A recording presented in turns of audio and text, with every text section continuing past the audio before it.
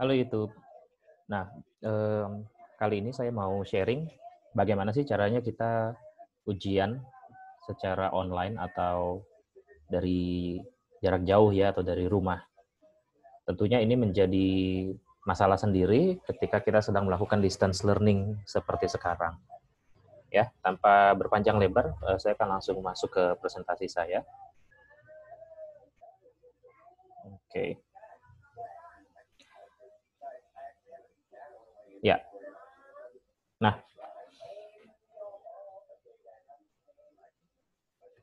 oke.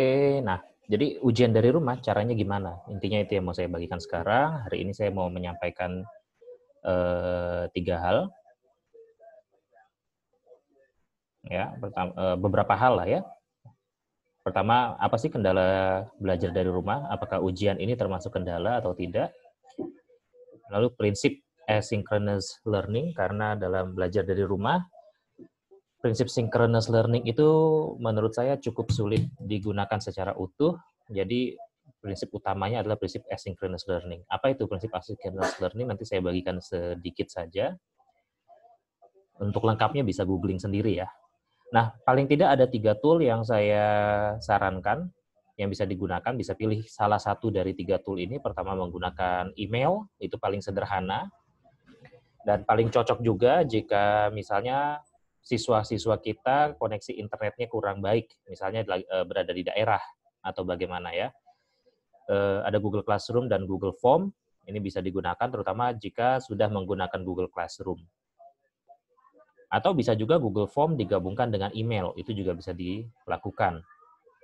Terakhir dengan kelas marker. Nah, nanti untuk kelas marker, detailnya bisa lihat video yang satu lagi. Nanti saya kasih linknya sekalian di deskripsi ya, bagaimana cara menggunakan kelas marker.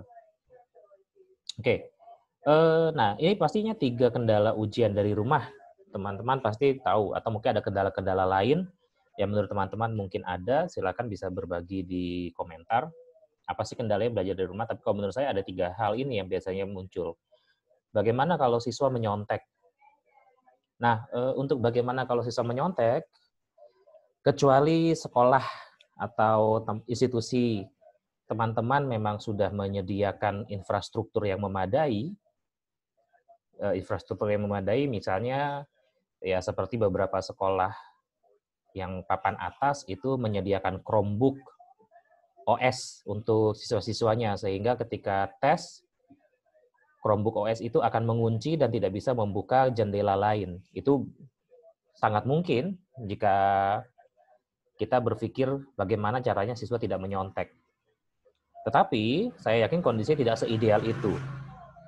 Sehingga menurut saya jika kita masih berpikir bagaimana jika siswa menyontek, saya rasa kurang tepat untuk kita pikirkan dalam kondisi seperti sekarang.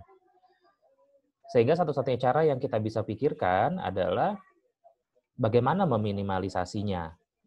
Oke, untuk meminimalisasi menyontek ini paling tidak ada 2 hal yang harus kita lakukan. Hal pertama itu adalah siswa kita beri waktu yang sesingkat mungkin ya. Jadi kalau misalnya tanpa menyontek dikasih waktunya 2 jam, maksudnya tanpa belajar dari rumah gitu ya, dikasih waktu 2 jam, mungkin bisa kita persingkat menjadi 1 jam, atau ya itu bagaimana kebijakan masing-masing lah. Atau kedua, yang paling mungkin dilakukan itu adalah dengan memberikan soal yang sifatnya lebih analitis. Soal yang lebih analitis ini misalnya menggunakan uraian daripada menggunakan soal pilihan ganda. Itu pasti akan lebih baik. Nah, kedua, kita juga harus pikirkan bagaimana koneksi para siswa, termasuk koneksi dengan gurunya sendiri. Nah, untuk menyontek juga sebenarnya cara paling baik teman-teman bisa gunakan Zoom atau gunakan Google Meet, sehingga kita bisa lihat wajah siswa kita di depan kamera. Tapi tentu ini sangatlah tidak efektif, karena memakan kuota yang sangat banyak, itu pasti memberatkan siswa dan juga memberatkan guru. Koneksi, nah kalau koneksinya baik artinya bisa full online. Maksudnya full online bagaimana? Mengerjakannya secara online, misalnya menggunakan Google Form atau gunakan kelas marker. Artinya 1 jam mereka menjawab online. Tetapi jika ada masalah dengan koneksi para siswa, saya sarankan semi online. Semi online artinya gini, kita bagikan soalnya secara online, lalu nanti siswa mengerjakannya tidak perlu koneksi internet, misalnya tinggal mengetik saja atau menulis, setelah menulis nanti di-scan atau difoto, lalu dikirimkan. Nah, itu yang semi online bisa dilakukan juga. Kembali kepada guru masing-masing. Kelemahannya, oke. Sering misalnya untuk tidak meminimalisasi menyontek, tulis tangan, tidak boleh diketik. Ya, itu meminimalisasi menyontek, tapi memberatkan kita juga. Karena membaca tulisan langsung di kertas dengan membaca foto tulisan tangan pasti berbeda. Terlebih kalau siswanya memfotonya sedikit blur, gambarnya tidak jelas, itu pasti jadi masalah. Nah, ini jadi kembali lagi. Sekali lagi ya, untuk masalah koneksi ini, kita bisa semi online. Jadi kita bagikan tugasnya, kirimkan soalnya, lalu pada jam sekian mereka harus mengirimkan entah via email, entah mereka upload lewat Google Form atau lewat Google Classroom, itu bisa. Kemudian waktu ujian bagaimana? Nah, waktu ujian ini diusahakan sebisa mungkin bersamaan kita berikannya. Jadi jangan sampai spend waktunya ya jarak waktunya terlalu panjang. Beri mereka waktu yang singkat saja, tetapi masih leluasa untuk mengerjakan dengan serius. Seperti itu. Nah, untuk itu, maka dalam prinsip online learning ataupun distance learning, kita lebih menggunakan metode yang disebut dengan asynchronous learning. Oke, apa tuh asynchronous learning? Intinya asynchronous learning ini belajar, tetapi tidak perlu secara sinkron waktunya terus-menerus. Nah, synchronous learning ini misalnya belajar di sekolah di kelas ya, itu synchronous learning. Artinya semua mengerjakan, kita bisa melihat berbahas bersamaan. Untuk online learning bisa kita gunakan live synchronous learning, misalnya menggunakan teleconference. Itu bisa kita lakukan. Tetapi ini sangat melelahkan, terus terang saja. Kenapa? Coba saja, 1 jam di depan layar itu energinya lebih banyak terkuras dibandingkan 1 jam kita di kelas. Itu pasti, karena ya banyak faktor lah ya. Pasti sangat melelahkan. Karena itu, gunakanlah prinsip asynchronous learning. Kalau dalam belajar, misalnya asynchronous learning ini daripada live, kita bisa gunakan merekam layar dulu, kita presentasikan untuk siswa, lalu di-upload. Nanti siswa tinggal nonton. Itu bisa. Atau misalnya prinsip asynchronous learning lainnya adalah kita berikan tugas, kasih span waktu, kasih jarak waktu mereka mengerjakan misalnya 60 menit, tanpa perlu kita lihat mereka benar online atau tidak. Yang penting nanti kita terus pantau, ya bisa pantau entah via grup chat atau via Google Classroom, kita bisa tanya ke mereka satu-satu sampai mana, ada kesulitan apa, itu bisa juga. Itu juga prinsipnya asynchronous. Atau ya kita kasih kebebasan mereka waktunya misalnya 60 menit, ya kita lepas, nanti menjelang 60 menit kita ingatkan lagi, ya sudah mau habis waktunya, ayo kumpulkan. Dalam tes bagaimana? Sama, dalam tes ya prinsipnya asynchronous. Jadi kita tidak perlu live pakai teleconference. Karena itu pastinya melelahkan. Dalam prinsip asynchronous learning ini, guru bertindak lebih sebagai fasilitator. Jadi bukan guru yang memberikan konten. Guru tidak harus selalu memberikan konten. Tapi fasilitator. Entah fasilitator diskusi, fasilitator ujian, atau karena konten sendiri atau materi pembelajaran siswa bisa mencari sendiri sekarang. Entah via Google, via rumah belajar, atau banyak fasilitas lainnya. Atau modul-modul yang kita berikan. Kedua, nah ini yang paling penting dalam asynchronous learning. Berilah kepercayaan kepada siswa. Prinsip asynchronous learning ini prinsip konstruktivisme. Jadi siswa itu membangun ilmunya sendiri. Jadi kita harus beri kepercayaan kepada siswa dalam asynchronous learning. Yakinlah bahwa siswa bisa bekerja mandiri, tidak perlu dipantau terus-menerus, hanya sekali-sekali. Dan juga kita bisa kerjasama dengan orang tua, ya.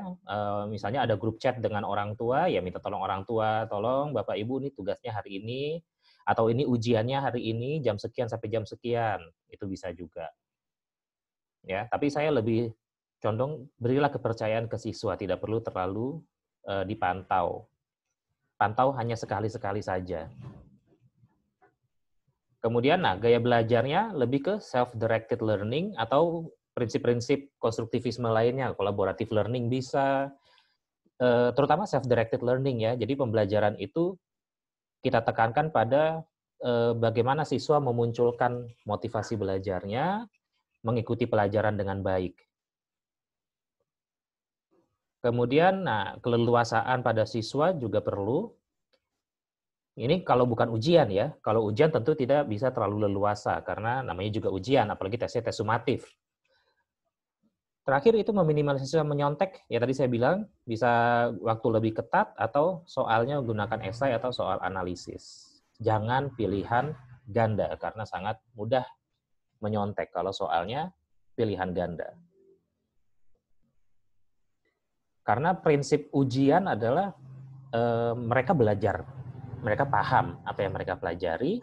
Nah, jadi yang kita lebih lihat adalah seberapa paham mereka, bukan sekedar atau seberapa baik mereka telah belajar. Itu yang harus kita pahami juga. Oke, prinsip cara ujian yang pertama itu kita bisa gunakan email. Untuk email ini pertama siapkan naskah ujian atau draft surel. Surel ini email bahasa Indonesia yang resminya, yang bakunya, sebelum ujian. Termasuk alamat surel siswa sendiri. Nah, ini dua hal yang harus diperhatikan. Instruksi jelas dan eksplisit, dan juga kasih konsekuensi jika siswa terlambat mengirimkan. Entah pengurangan nilai, atau ya kita bisa bilang jawaban tidak diterima kalau melebihi jam sekian. Tapi kasih waktu mereka untuk mengumpulkan. Jadi misalnya ujiannya 1 jam, jam 10 sampai jam 11. Kasih mereka misalnya 15 menit atau 20 menit untuk mengupload sebagai batasnya. Itu bisa. Lalu 5 sampai 10 menit sebelum ujian kirimkan surel ke siswa secara sekaligus. Caranya bagaimana? Di sini saya kasih contoh. Oke, nah di sini ya. Di sini contohnya. Oke. To-nya misalnya karena saya sudah mengumpulkan alamat email siswa dan sudah saya bikin grup. Nah, misalnya di sini. Nah, ini langsung otomatis semuanya dikirimkan. Ujian tengah semester, peraturan ujian, lalu kalau ada soalnya atau template ujiannya kita bisa attach di sini. Ya. Nah, ini juga bisa kita buat confidential. Ini kalau email ini bisa dibuat, nanti dia akan hilang sendiri, akan terhapus sendiri. Misalnya expires in 1 day. Ya. Atau tidak perlu juga nggak apa-apa sebenarnya ya. Nah, kalau memang sudah 10 menit tinggal disimpan, kalau tidak ya udah kita simpan di draft. Atau kalau pakai Gmail, teman-teman bisa schedule send. Oh, ini ada yang emailnya error. Ini dibuang dulu. Oke. Ini bisa schedule send. Itu tinggal diatur jam berapa, misalnya jam segini, dan seterusnya. Itu tinggal klik schedule send, nanti dia akan dikirim otomatis pada jam tersebut. Ya, tapi ini karena hanya contoh, bukan ujian beneran, jadi tidak saya kirim. Itu yang pertama. Jadi, oh iya, jadi saya coba teman-teman perhatikan di sini ya. Di sini juga saya buat instruksi harus eksplisit, harus jelas apa yang mereka lakukan. Instruksinya ini bisa dikirimkan di file yang diberikan, itu bisa. Ya, waktu ujian dari pukul berapa sampai pukul berapa, batas pengirimannya pukul berapa. Ini saya tulis dilihat dari jam di Gmail, jadi jam yang di sini yang digunakan sebagai patokan. Jika ujian dikirimkan melebihi waktu, penalti akan diberikan 10% per 10 menit. Nah, ini penalti, saya pakai prinsip penalti. Atau bisa juga ujian tidak dinilai, atau bagaimana. Itu juga penting. Nah, sehingga kalau memang kita juga harus sedikit fleksibel di sini ya. Artinya kalau memang kita sadar ini di tempat siswa berada di tempat yang koneksi internetnya sangat buruk, ya mungkin siswa-siswa tersebut ya bisa kita kasih waktu yang lebih panjang untuk pengumpulannya. Itu bisa. Kurang lebih seperti itu kalau kita menggunakan email. Nah, cara kedua. Nah, kelemahan cara email ini apa? Akan ada banyak email. Oh ya, jangan lupa untuk email itu kita bisa minta mereka subjeknya apa, supaya memudahkan kita mencari email nanti. Ya, misalnya kirimkan dengan email UTS bahasa Inggris kelas sekian, bisa. Dan juga di file yang mereka kirimkan itu juga harus ada nama mereka yang jelas, nomor induk mereka juga harus jelas mungkin ya. Yang penting nama mereka, nama harus jelas, kelas berapa. Nah, jangan sampai mereka lupa mengisi itu. Dan juga nama filenya bisa diatur dengan misalnya nama mereka, tanda hubung, ujian apa gitu ya. Itu bisa juga dilakukan. Oke. Nah, cara kedua itu kita bisa gunakan Google Classroom dan Google Form. Baik menggunakan Google Form sendiri atau Google Form dari Google Classroom. Kalau kita dari Google Classroom,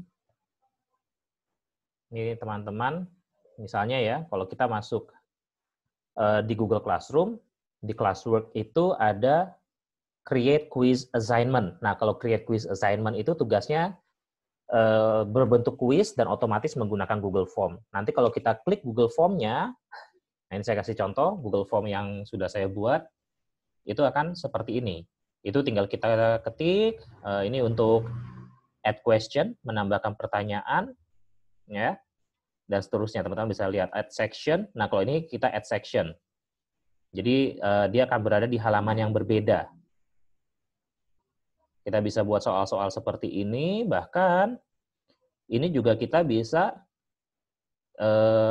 bikin answer key-nya, kunci jawabannya. Sehingga nanti kita bisa lihat, oh ya, ada poin juga ya.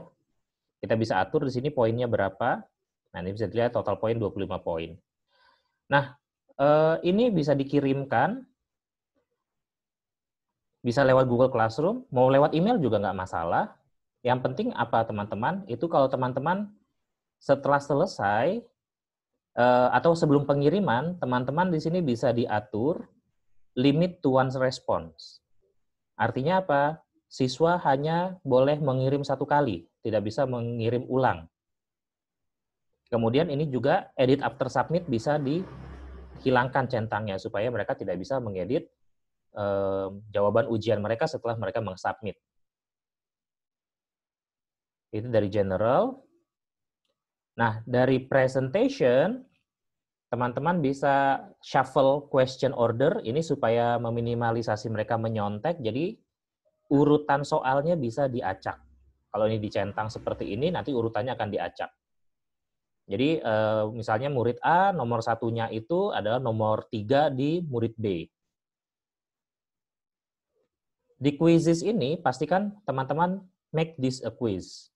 Ini ditandai, supaya bisa dinilai. Release grade-nya bisa diatur yang later saja. Ya sebenarnya nggak masalah ya, kalau mereka mau langsung lihat nilainya, kalau sudah ada, bisa. Nah, ini jangan dicentang kalau ujian. Jangan sampai mereka bisa lihat jawaban benar. Ya, nanti bisa dikasih tahu ke teman-temannya. Jadi ini nggak perlu dicentang. Ya, ini saya karena ini contohnya hanya kuis buat pemahaman mereka, mereka bisa lihat jawaban benarnya. Jadi bukan untuk tes sumatif. Tapi kalau tes sumatif ini bisa dihilangkan. Oke. Nanti kalau sudah di save, ya. Ketika sudah selesai waktu ujian, kita bisa lihat jawabannya di respons. Kalau waktu ujiannya sudah lewat, teman-teman bisa dihilangkan not accepting response, sehingga yang sudah terlambat tidak bisa mengumpulkan lagi, itu bisa.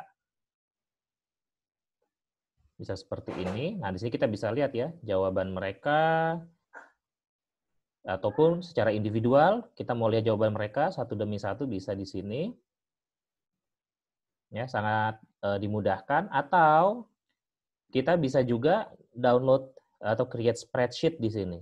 Sehingga nanti jawabannya akan dihadirkan dalam, create dalam bentuk spreadsheet otomatis seperti ini. Nah, kita bisa cek mereka jawabannya bagaimana kalau mau kalau mau dicek lagi, itu bisa. Itu cara kedua kalau kita gunakan Google Classroom plus Google Form. Ya, terutama pada Google Form-nya ya. Bagaimana cara membuat kuis di Google Classroom? Teman-teman bisa cek video saya tentang Google Classroom. Nah, cara yang ketiga ini menggunakan classmarker.com. Nah, Classmarker ini adalah situs khusus untuk kuis atau untuk membuat soal-soal kuis atau soal-soal ujian. Di sini menariknya adalah kita bisa buat random question. Random question ini bisa memudahkan atau meminimalisasi menyontek. Misalnya, kita bisa buat beberapa set soal, beberapa set pertanyaan, lalu pertanyaannya akan diterima secara random. Ya. Nah, detail menggunakan classmarker.com akan ada di video saya yang berikutnya. Jadi teman-teman silahkan melihat di video saya yang tentang classmarker.com. Baik, jadi demikian ya teman-teman, kurang lebih